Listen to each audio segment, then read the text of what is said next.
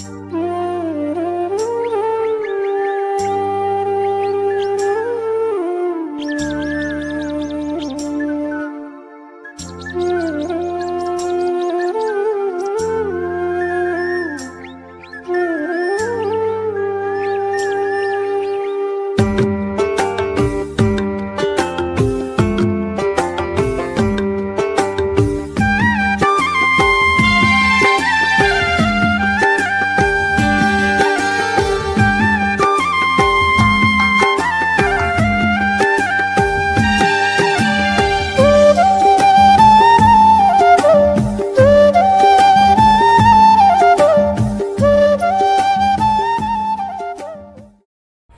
Krishna Bengali blogger এই চ্যানেলে সবাইকে স্বাগত জানাই। কেমন আছেন আপনারা? আশা করি সবাই খুব ভালো আছেন। শ্রীধাম গুরুকুঞ্জ আশ্রমে আমরা সবাই ভালো আছি।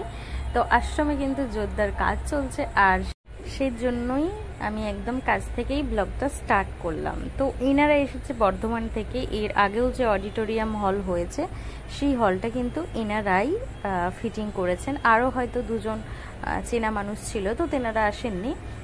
তো এনারাই একই জায়গা থেকেই এসেছেন। তো আমাদের আবারও বর্ধমান থেকে আবারও ডাকা হলো, কেন বলুন তো? কারণ শেডটা বাড়ানো হচ্ছে বলতে যেদিকে আমাদের হাত ধোয়ার জন্য যে ট্যাপ কলগুলো রয়েছে ওই দিকটাতে বাড়ানো হচ্ছে আর কি। তাহলে করে কি বৃষ্টিটা হলে ওদিকে ঝাপটাটা কাটছে না আর কি, ভক্তরাদের অসুবিধা হচ্ছে, ভিজে যাচ্ছে, তো সেই জন্যই। আর এদিকে তো ভক্তদের জন্য ফুচকা ভাজা চলছে। আর এখন আমাদের যেহেতু ফলহারিণী কালী পুজো চলছে আস্তারাতে, তো সেই কারণে প্রতিদিনই আশ্রমে কিন্তু খুব ভিড় লাগে। তো সেই জন্য একটু প্রায়ই ফুচকাটা ভাজতে হচ্ছে আর কি। তো এই, আর আপনাদের রথের কথা বলবো বলেছিলাম, তো আমাদের তো সামনেই চলে এলো রথ। আর আগের রথের যে কন্ডিশন রয়েছে আর কি, আগের রথটা কিন্তু আর চালানো যাবে না, অনেক বছরই হয়ে গেল। তো সেই জন্য আবারও নতুন রথের স্ট্রাকচারটা হচ্ছে। তো আগের যে রথটা হয়েছিল সেটা কিন্তু আমাদেরই বাড়ির মানে সেবাকুঞ্জর পাশের বাড়ির আর কি, যে দাদু এবং কাকু দুজনে মিলে এই রথটা বানিয়েছিল। কিন্তু দেখুন রথটার একদম ভগ্ন অবস্থা, রথটা একদম খারাপ হয়ে গেছে। অনেক দিনই এটা হয়েছে, আর রথটার স্ট্রাকচারটা খুব সুন্দর ছিল। এখন যে রথের স্ট্রাকচারটা হচ্ছে সেটা অনেকটা ভেবে করতে হচ্ছে, কারণ আগের রথ কিন্তু বাইরে বেরিয়েছিল, মানে আমাদের শীতলা মন্দির, তারপর রোড, ডিমারিহাট, এগুলো কিন্তু বেরিয়েছিল। আর এখন সেটা হচ্ছে না, এখন আশ্রমের ভেতরেই রথটা থাকবে। তো সেই পরিমাণে একটু ভেবে করতে হচ্ছে। তো কেমন স্ট্রাকচারটা হবে পরে তো আপনারা দেখতেই পাবেন। আর এখানে আমি দেখুন তারই মধ্যে চলে এলাম, দুই মেয়ে স্কুল থেকে চলে এসছে। তো সেই জন্য ভাবলাম যে ওদেরকে একটু জুস দিই। আর এই জুসটা একজন ভক্ত এনেছিল, তো ছিলই আর কি ফ্রিজে, তো সেই জন্য ভাবলাম যে ওদেরকে দিয়ে দিই। আর এই গরমে তো আমাদেরই ভালো লাগছে না যে কোনো কিছু দুধ বা কিছু আমরা সেবা করি, আর ওরা তো বাচ্চা, তাই দুধ দিলাম না, আমি জুস দিলাম, জুস আর একটু ফল দিলাম।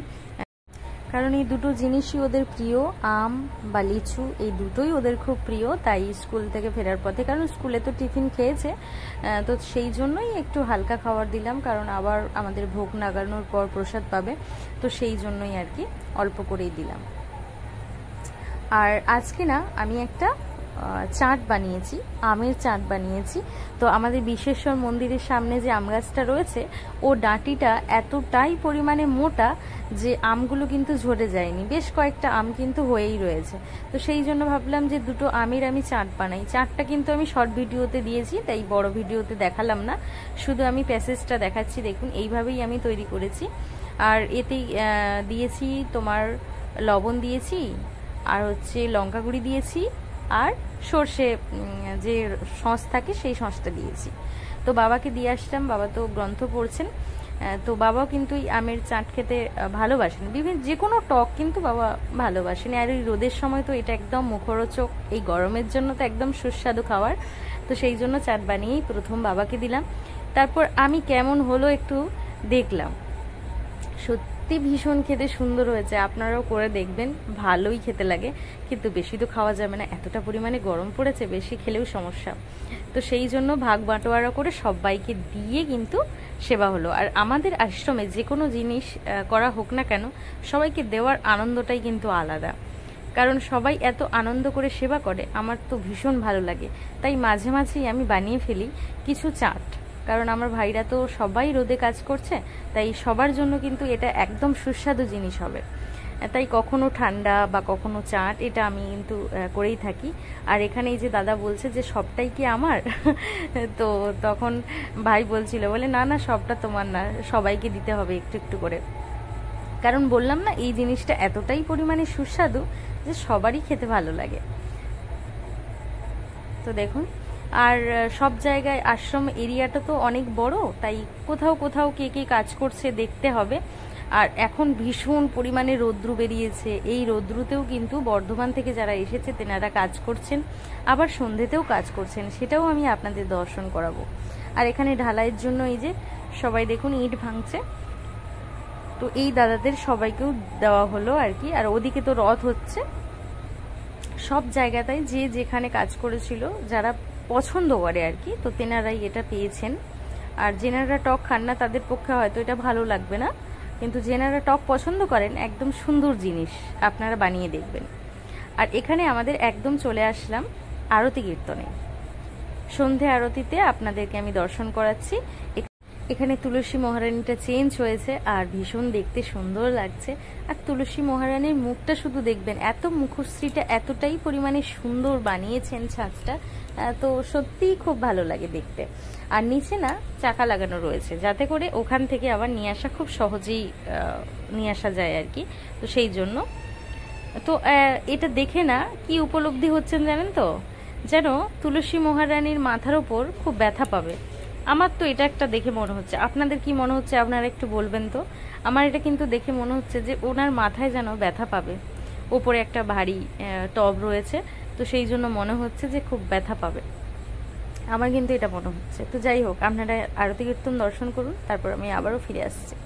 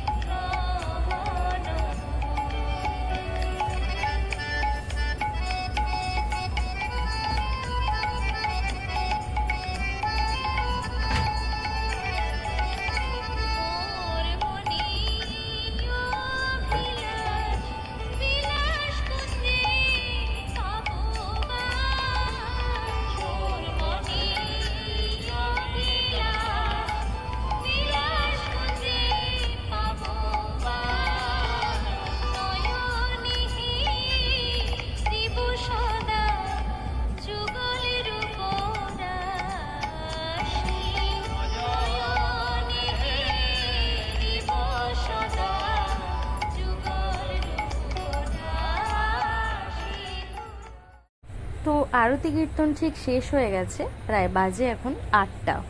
তো এনারা কিন্তু রাত্রি 10টা অবধি কাজ করেন। এখানে কালার দেওয়া হচ্ছে, এগুলোতে কালার দিয়ে শুকিয়ে নেওয়া হবে। আর এনারা এসেছেন কয়েকদিন এখানে থেকেই কিন্তু কাজগুলো করা হবে, কারণ ওনাদের বাড়ি অনেকটা দূর। তো ওনারা কাজটা কমপ্লিট করেই যাবেন। তো সেই জন্য আমাদের আশ্রমেরই মেম্বার হয়ে গেছে এখন এই কদিন এখানে থাকার জন্য। আর আশ্রমে যেনারাই আসেন না, বিশেষ করে এনারা এতটা পরিমাণে মিশুক, সবার সাথে খুব কথা বলে, খুব ভালো ব্যবহার করে ওনারা। সব মিলিয়ে আপনারাও যেরকম প্রতিদিন ব্লগ দেখছেন, আপনাদেরও মনে হচ্ছে যে আশ্রমে একদম কর্মের পাহাড় লেগে গেছে। প্রতিদিন কত ধরনের কর্ম হচ্ছে, কখনো কালার, কখনো প্লাস্টার, কখনো ঢালাই, তো বিভিন্ন ধরনের কাজ চলছে। সত্যিই তাই, আমি হয়তো আপনাদের দেখাতে পারছি না যে আশ্রমের কোথায় কি কি কাজ হচ্ছে, আরও কাজ হচ্ছে, সেটা আমি ক্যামেরা বন্দি করতে পারছি না। এই কারণেই, কারণ কোনো সময় এদিকটাতে যখন ক্যামেরা আনছি, ওদিকটাতে হয়তো কোনো না কোনো কাজ হয়ে যাচ্ছে। তো সেই জন্য সব কাজ কিন্তু ক্যাপচার করা যায় না, যতটা পারা যায় আপনাদের দেওয়ার চেষ্টা করি। তারপরেও কিন্তু আশ্রমে এমন কিছু কিছু কাজ হয় যেটা আপনাদের হয়তো দেখাতে পারি না, এমনটাই হয়। কারণ এত বড় এরিয়াতে কোথাও না কোথাও কিছু না কিছু কাজ তো হতেই চলেছে। তো সেই জন্য প্রতিদিন অন্য রকম কিছু দেখাতে চেষ্টা করি, যেটা আপনাদের দেখানো একেবারেই হয়নি। তো সেই রকম কিছু। আর সামনেই আসছে রথ, তো সেই জন্য তো আশ্রমে আরও কর্মের পাহাড় তো লাগবেই, কারণ সামনে বিরাট একটা অনুষ্ঠান, তো তার জন্য অনেক কিছু অ্যারেঞ্জ করতে হয়। তো সবটা আপনারা দর্শন করবেন অবশ্যই। এইভাবে আপনারা ব্লগ দেখছেন প্রতিদিন, আমাকে যেভাবে সাপোর্ট করছেন, আপনাদের ভিউজ দেখে আমি বুঝতে পারি আপনারা দেখছেন কিনা। তো সেটা দেখে যতটা অনুভব করতে পারি যে আপনারা আশ্রমটাকে এতটাই ভালোবেসে ফেলেছেন যে প্রতিদিন আপনারা অপেক্ষা করেন কখন ব্লগটা আসবে। তো সেই জন্য এখন আপনাদের কথা অনুযায়ী কিন্তু আমি দুপুরবেলা ব্লগটা দিচ্ছি। তো আশা করি আপনাদের সুবিধা হবে এবং টাইম মতো আপনারা দেখতেও পাবেন। তবে ব্লগটার আমি টাইমটা একটু ছোট করেছি, কারণ এই কারণেই একটু বেশি বড় ব্লগ হলে হয়তো আপনাদের ভালো লাগবে না। তো সেই জন্যই আমি একটু ছোট ব্লগ করেছি। আরও বড় ব্লগ করলে সেটা লং হয়ে যায় আর অনেকটা টাইম বের করতে হয়, সেই জন্য একটু ছোটোখাটো করেছি। আবার কেউ কেউ ভক্ত বলেন তো যে অনেকটা ছোট হয়ে গেছে, একটু বড় হলে ভালো হতো, অনেকে বলেন। আবার কিন্তু অনেকের এটা মনে হয় যে ব্লগটা অনেকটা বড়, টেনে টেনে দেখে নিই, তো তখন কিন্তু আপনারা স্কিপ করে ফেলেন। তো সেই জন্যই আমি একটু ছোট করেছি। তো যাই হোক, আমাদের আশ্রমে তো এখন কর্ম চলছে এইভাবেই। আর এখন প্রায় রাত্রি তো 10টা অবধি কাজ চলবে। তো আমি বেশিক্ষণ আর ভিডিওটা বাড়াবো না। আজকে সারা দিনের ব্লগ কী কী হলো সবটা আমি আপনাদের দেখাতে পারলাম। তো চলুন ব্লগটা এবার এন্ড করছি। আবারও নতুন ভিডিওর সঙ্গে দেখা হবে। ততক্ষণ ভালো থাকুন, সুস্থ থাকুন এবং সঙ্গে থাকুন। হরে কৃষ্ণ।